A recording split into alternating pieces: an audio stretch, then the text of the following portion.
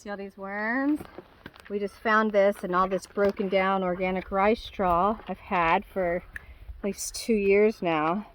So what I've done is I've grabbed some of these up. Look at all this, so many. Grab this up and I'm putting it in this 5-gallon bucket, and I'm going to fill the rest of it up with some leaf litter and just some things around. And I'm going to create a worm farm with this. And then what you do is, like, you'll feed it compost daily or every other day, kind of watch it, see how much they're eating. And once you see that there's a lot of worms in here, then you can grab another 5-gallon bucket and half that one, and then fill it back up, and then kind of you keep doing that, because the worms, they breed so fast as long as you do it right. And I learned this technique of worm farming from the Garden of Eden I stayed at for a while, and where's that? Arlington, Texas. And they had major worm farms going on, and then sometimes we would just take the buckets out and put them in the garden, the whole 5-gallon bucket, because we had so many. Like, this is one of the best ways and easiest ways I've ever done of doing a worm farm. Look at that. I might even have to half this bucket. There's so many. I actually probably should go ahead and grab another.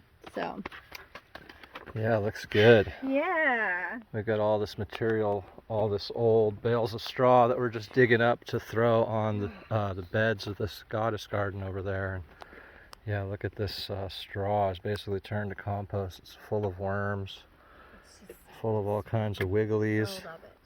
Look at that, Yeah, with some kind of like grub right there. All kinds of wigglies and really good mycelium. We found a bunch of mushrooms growing in it, and we're just going to use this as mulch. We're spreading this all over these beds, cover up some cover crops that we spread out a couple of days ago. There's mealworms too. Show us those mealworms. This is what the chickens love. And then I used to have lizards, and some certain lizards I used to breed mealworms as well for them. Nice. But aren't those pretty? They're just all up in there. Some mushrooms here. Yeah. So yeah, anybody that's got straw bales, hay bales that are just rotten out, there was 3 or 4 that were sitting right here, and you can see what they look like now in the bed of that.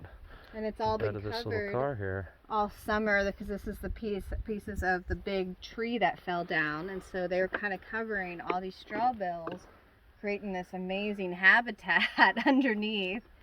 So that's, yeah. Yeah, perfect for the mushrooms, the worms, the mycelium. And yeah, this is going to be perfect to throw on our beds and start your little mushroom farm and your little worm farm. Look at all these little mushrooms that were in there. Awesome. All right, Weed Witch, you got your 2 little worm farms here. It's been a couple of weeks now since we made these. Your worms have been pretty happy, I've heard. So show me what you got going on here. You did this breathable lid. I see you got this cloth there. I just got this cloth to make sure they're not going to come out. And as long as your worms are happy and fed, they're not coming out.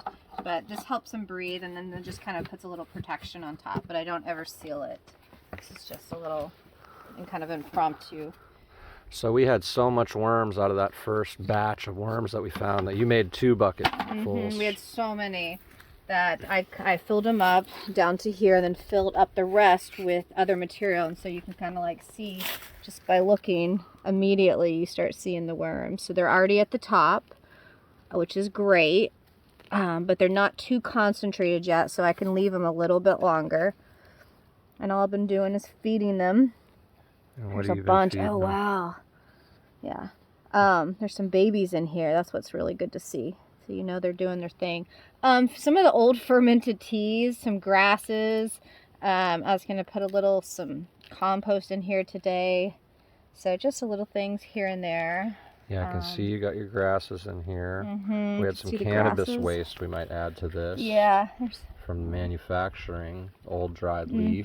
They love that. Here's some more coming. So they're not too full up in here yet, so I can still let this go. And what are you going to do when it's full up? When and it's how many full are in up, there? I can either split it into more buckets or I can put it out into the garden. And right now I'm just going to put it into the garden, and then I'll put it into some of our compost piles. Like, just kind of want to keep breeding them. Any of our human manure piles, it's really good for. And so yeah, I like to just spread the love around. Yeah, worms are an important part of this soil food web, the ecosystem that exists beneath our soil. And so healthy soil has lots of worms in it. So yeah, that's nice to see. So they're doing good. They're fine in there. We'll give them more food and just keep letting them do their thing. And so what are some other ways you can cover this up? You were talking about using a screen.